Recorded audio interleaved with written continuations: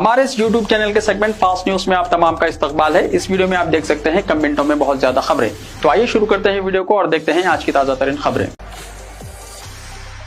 Gas refilling centre में भयानक आग, सिलेंडर्स फट पड़े, धमाकों से मुकामी अफराद में खौफ की लहर। कोकटपल्ली प्रसाद नगर राजीव गांधी नगर इलाके में मंगल की रात गैस रिफिलिंग सेंटर में भयानक आग लगने का वाकया पेश आया। फौरी तौर पर मौसूला इत्तलात के मुताबिक बड़े गैस सिलेंडर से छोटे गैस सिलेंडर में गैस भरने के दौरान अचानक आग लग गई, जिसके साथ ही सिलेंडर्स फट पड़े। तकरीबन 8 गैस सिलेंडर्स फट पड़ने की इत्तलात है। आग इस कदर मुहिब थी कि शोले काफी दूर से नजर आ रहे थे और वक्फे से धमाके भी हुए, जिससे मुकामी अफराद में खौफ की लहर दौड़ गई और वो घरों से बाहर निकल आए। इत्तला मिलते ही फायर ब्रिगेड और पुलिस का अमला मुकामी वाक़े पर पहुंच गया और आग बुझाने का काम किया। इस वाक़े में किसी के झुलस जाने या हलाक होने की फौरी तौर पर कोई इत्तला नहीं मिली। तहम आग लगने की वजह से इलाकों में कसीफ धुएं के बादल छा गए और मुकामी अफराद खौफ के आलम में घरों से बाहर निकल आए। रात देर गए तक आग बुझाने का काम जारी रहा। ऑपरेशन कवच के तहत चार मीनार जोन में फ्लैग मार्च, 130 गाड़ियां जब्त। हैदराबाद के पुराने शहर में अमन अमान को मजीद मजबूत बनाने के लिए पुलिस की जानिब से ऑपरेशन कवच के तहत बड़े पैमाने पर इकदाम किए गए हैं। चार मीनार जोन में यह खुसूसी कार्रवाई डिप्टी कमिश्नर ऑफ पुलिस किरण खेरे की क़यादत में अंजाम दी गई, जिसके दौरान IS सदन चौराहे से सईदाबाद चौराहे तक एक जबरदस्त फ्लैग मार्च निकाला गया। इस फ्लैग मार्च में तकरीबन 200 पुलिस एहलकारों ने शिरकत की, जिसका मकसद अवाम में तहफ़्फ़ुज़ का एहसास पैदा करना और समाज दुश्मन अनासिर को वाज़ेह पैगाम देना था कि पुलिस हर तरह की गैर कानूनी सरगर्मियों के खिलाफ सख्त है। ऑपरेशन कोच के तहत किए गए खुसूसी ड्राइव के दौरान गाड़ियों की बड़े पैमाने पर जांच की गई, जिसमें 130 ऐसी गाड़ियां जब्त की गई जिनके नंबर प्लेट्स दुरुस्त नहीं थे। पुलिस हुकाम ने बताया कि ये कार्रवाइयां मुकम्मल मनसूबाबंदी के साथ अंजाम दी जा रही हैं। DCP किरण खेरे ने वाज़ेह तौर पर कहा कि गुंडा अनासिर, रॉडी शेटर्स और समाज दुश्मन ताकतों के खिलाफ जीरो टॉलरेंस पॉलिसी अपनाई गई है और किसी को भी कानून से खेलने की इजाजत नहीं दी जाएगी। उन्होंने ये भी बताया कि हुकूमत ने हाल ही में साउथ जोन और साउथ ईस्ट जोन की तंजीमें नौ करते हुए इन्हें चार मीनार जोन में शामिल किया है ताकि पुलिसिंग को मज़ीद मौसर बनाया जा सके। उन्होंने अवाम से अपील की है कि अवामी तहफ़्फ़ुज़ पुलिस की अव्वलीन तरजीह है और किसी भी हंगामी सूरत हाल में फ़ौरन डायल 100 पर पुलिस को इत्तला दें। पुलिस की यह कार्रवाई पुराने शहर में अमन अमान को बरकरार रखने की सिमत एक मजबूत कदम के तौर पर देखी जा रही है। तिल संक्रांत त्यौहार, आंध्राई अवाम के आबाई मुकामात को रवानगी। शहर के बाज़ इलाकों की सड़कें सुनसान। तेलंगाना में मुकामी आंध्राई अवाम की तिल संक्रांत के मौके पर अपने आबाई मुकामात को रवानगी का सिलसिला जारी है और इसी वजह से शहर के बाज़ इलाकों में सड़कें सुनसान नजर आने लगी हैं, जबकि हैदराबाद टू विजयवाड़ा शाहरा पर अब भी ट्रैफिक जाम का सिलसिला जारी है। बताया जाता है कि रियासती हुकूमत की जानिब से तालीमी इदारों को छुट्टियों के बाद से ही आबाई मुकामात को रवानगी का सिलसिला शुरू हो चुका था, लेकिन अब जबकि आइंदा 2 दिन छुट्टियां हैं तो ऐसी सूरत में सरकारी मुलाजमीन भी अपने आबाई मुकामात के लिए रवाना होने लगे हैं। टोल प्लाजा पर टोल की अदायगी के लिए होने वाली ताखिर के नतीजे में जाम होने वाली ट्रैफिक के मुताल्लिक ओहदेदारों का कहना है कि मुतबादिल रास्तों की निशानदही के बावजूद भी शाहराह पर ट्रैफिक जाम के मसले को हल करने में दुश्वारियों का सामना करना पड़ रहा है, क्योंकि सैकड़ों गाड़ियां बेक वक्त शाहराहों से गुजरने लगी हैं। बताया जाता है कि हैदराबाद टू विजयवाड़ा शाहरा के अलावा हैदराबाद टू कन्नौज शाहरा पर भी मुसलसल ट्रैफिक जाम के नतीजे में तातीलात गुजारने के लिए पहुंचने वालों को तवील इंतजार करना पड़ रहा है। ज़राए के मुताबिक जारिया साल तिल संक्रांत मनाने के लिए आंध्र प्रदेश रवाना होने वालों की तादाद में इजाफा रिकॉर्ड किया जा रहा है और कहा जा रहा है कि गाड़ियों की तादाद में इजाफे के नतीजे में ये सूरत हाल पैदा होने लगी है। चीनी मांझे से पुलिस मुलाजिम और ज़ईफ खातून जख्मी। शहर में चाइनीज मांझे की जद में आने वाले अफराद का सिलसिला जारी है। आज ताज़ा तरीन 2 वाक़यात पेश आए हैं, जिनमें एक पुलिस मुलाजिम और एक मुअम्मर खातून जख्मी हो गए।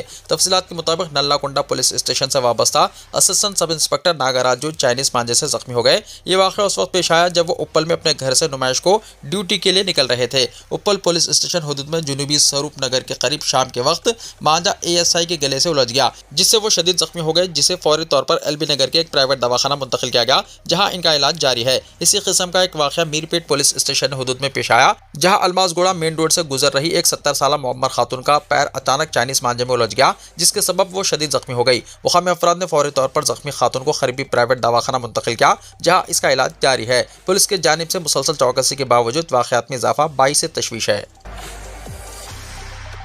चालान की रकम डायरेक्ट बैंक अकाउंट से काटने के फैसले पर तनकीद। वज़ीर आला रेवंत रेड्डी की जानिब से ट्रैफिक चालान की रकम बराह रास्त बैंक अकाउंट से काटने के फैसले की भारतीय रियासती ट्रेड यूनियन यानी BRTU ने सख्त मजम्मत की है।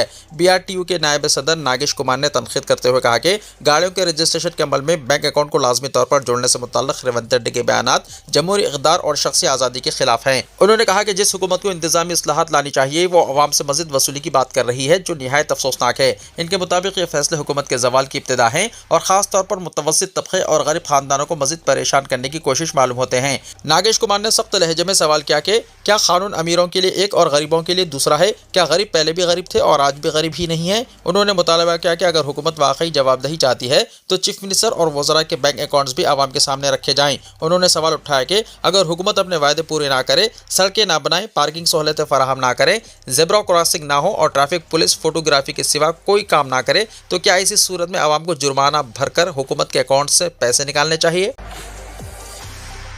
बीजेपी ट्रैफिक चालान को बैंक अकाउंट से मरबूत करने की मुखालिफ। ट्रैफिक चालान के साथ ही गाड़ी मालिक के बैंक खाते से खुदकार तौर पर रकम कटौती की तजवीज़ पर मरकजी वजीर बंडी संजय ने चीफ मिनिस्टर रेवंत रेड्डी को सख्त जवाब दिया है। उन्होंने कहा कि कांग्रेस ने इंतखाबी मंशूर में ट्रैफिक चालानों पर 50% रियायत देने का वादा किया था, मगर इख्तियार में आते ही इस वादे से यू टर्न ले लिया गया है। बंडी संजय ने इल्जाम आयद किया है कि ट्रैफिक चालानों के मामले में चीफ मिनिस्टर ने मुकम्मल तौर पर मौक़िफ़ बदल लिया और ये भी दीगर वादों की तरह एक और वादा खिलाफी है। इस सिलसिले में उन्होंने आज एक्स पर पोस्ट करते हुए कहा कि सड़कों की हिफाजत अहम है और ट्रैफिक कवानीन की पाबंदी जरूरी है। इससे किसी को इख्तलाफ नहीं, मगर सिर्फ चालान वसूल करने के लिए ऑटो डेबिट निज़ाम नाफिज करने की तजवीज़ इंतहाई नाक़िस ख्याल है।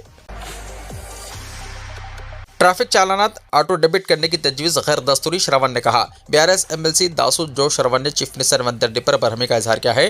ट्रैफिक चालानात की रकम बराह रास्त बैंक खातों से ऑटो डेबिट वसूल करने चीफ मिनिस्टर की तजवीज़ को गैर आइनी और इश्तियालंगेज़ करार दिया। मीडिया से बात करते हुए श्रवण ने कहा कि चीफ मिनिस्टर के अल्फाज महज बयान नहीं बल्कि हुक्म की हैसियत रखते हैं, इसलिए इन्हें कानूनी, आइनी और मुस्तकिल बुनियादों पर होना चाहिए। उन्होंने कहा कि चीफ मिनिस्टर जैसे ओहदे पर फायज शख्स को गैर जिम्मेदाराना बयान देना जेब नहीं देता। इस तरह के बचकाने बयान देते हुए वो खुद अपने वखार को नुकसान पहुंचा रहे हैं। श्रवण ने तंज़े अंदाज में कहा कि इन्हें समझ में नहीं आ रहा है कि रेवंत रेड्डी जोकर की तरह बात क्यों कर रहे हैं। उन्होंने सवाल उठाया कि आया चीफ मिनिस्टर मगरूर हैं या जाहिल हैं या फिर मासूम हैं, ये वो खुद भी नहीं जानते। उन्होंने याद दिलाया कि रेवंत रेड्डी ने इख्तियार पाने से पहले ट्रैफिक चालानात पर 50% रियायत का वादा किया था, लेकिन अब ऑटो डेबिट के जरिए बराह रास्त वसूली की बात करना अवाम को इश्तियाल दिलाने के बराबर है।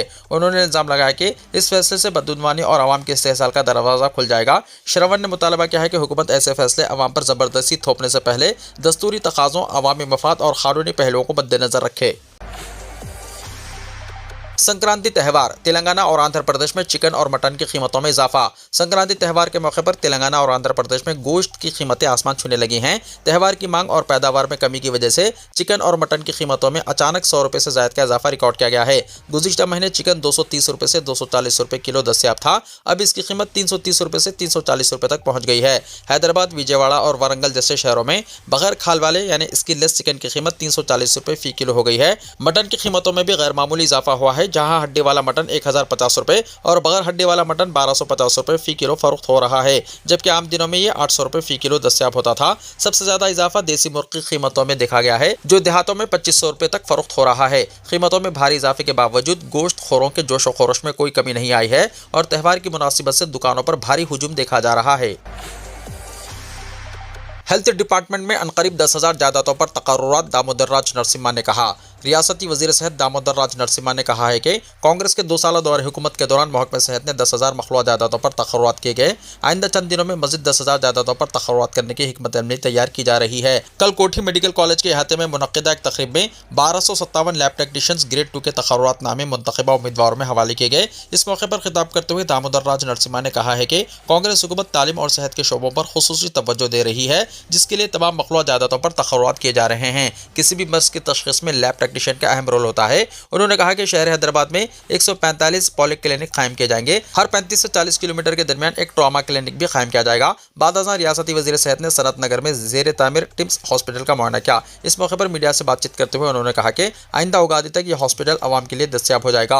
हॉस्पिटल की इमारत तकरीबन मुकम्मल हो चुकी है, थोड़े इलेक्ट्रिक वर्क्स बाकी हैं। ऑपरेशन थिएटर्स, डायग्नोस्टिक और दीगर आलात की तनसीब आखिरी मराहिल में पहुंच गई है। जदीद टेक्नोलॉजी पर मुश्तमिल MRI जैसे भारी आलात की फिटिंग भी मुकम्मल हो चुकी है। दामोदर राज नरसिम्हा ने कहा है कि कांग्रेस हुकूमत तशहीर कम, काम ज्यादा करती है। आवाम को मियारी तिब्बी सहूलतें फराहम करने पर खुसूसी तवज्जो दी जा रही है। 1000 बेड्स पर मुश्तमिल टिम्स हॉस्पिटल में आवाम को तमाम तिब्बी सहूलतें दस्तयाब हो रही हैं।